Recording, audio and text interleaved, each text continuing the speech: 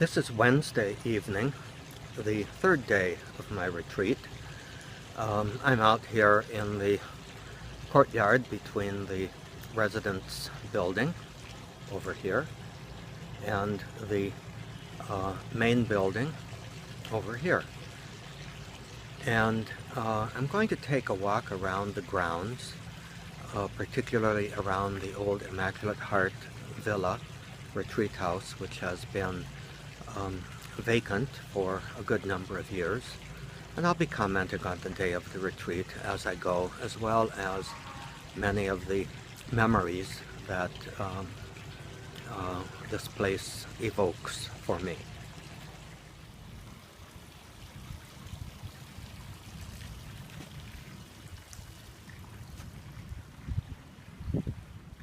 This is the old original building of the House of Prayer, which John McAnulty started many years ago, back in the late 1970s. Now, in his honor, renamed McAnulty Hall. As you come up the driveway, you pass this statue of the patron of priests, St. John Vianney, and the road divides, the House of Prayer to the left, the retreat house to the right. The retreat house is empty and vacant. This was always one of my very favorite spots, with the statue of the Immaculate Heart of Mary overlooking the circle here that the cars came through, and at the edge of the hillside, the gazebo with the Roman pine trees overhead. As we approach the gazebo, Glendale begins to come into view, with forest lawn off in the distance. And silhouetted in the setting sun is the elegant profile of the old villa, now unoccupied. The signs of the zodiac are in the center of this traffic circle, as we again look up to the gazebo and the pines and the clouds in the background.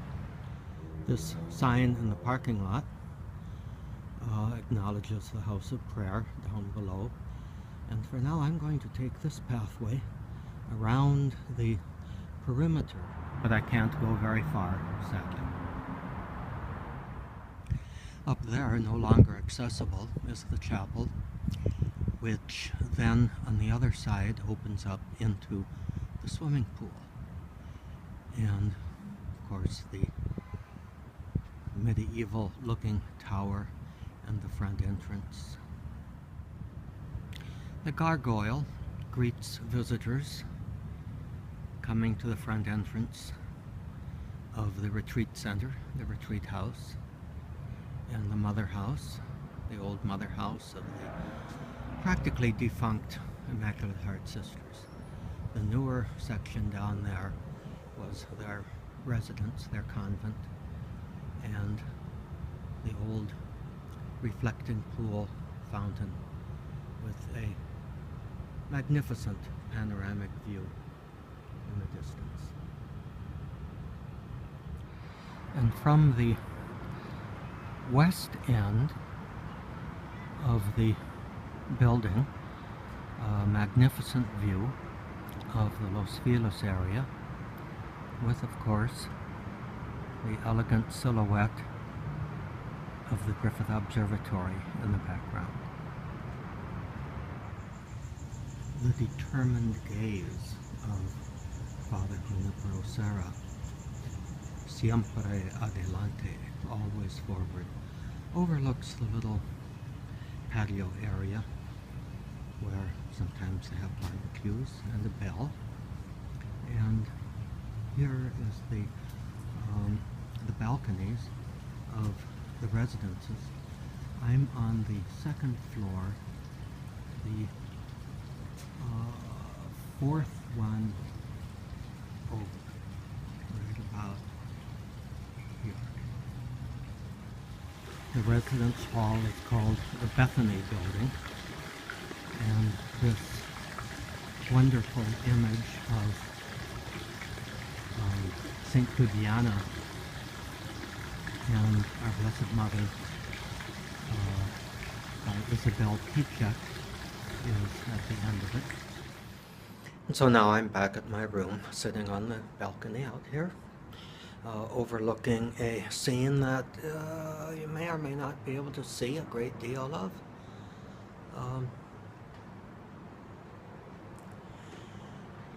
And I guess it's time to talk a little bit about the day. Probably typical for the third day of a retreat, Wednesday today, started on Monday.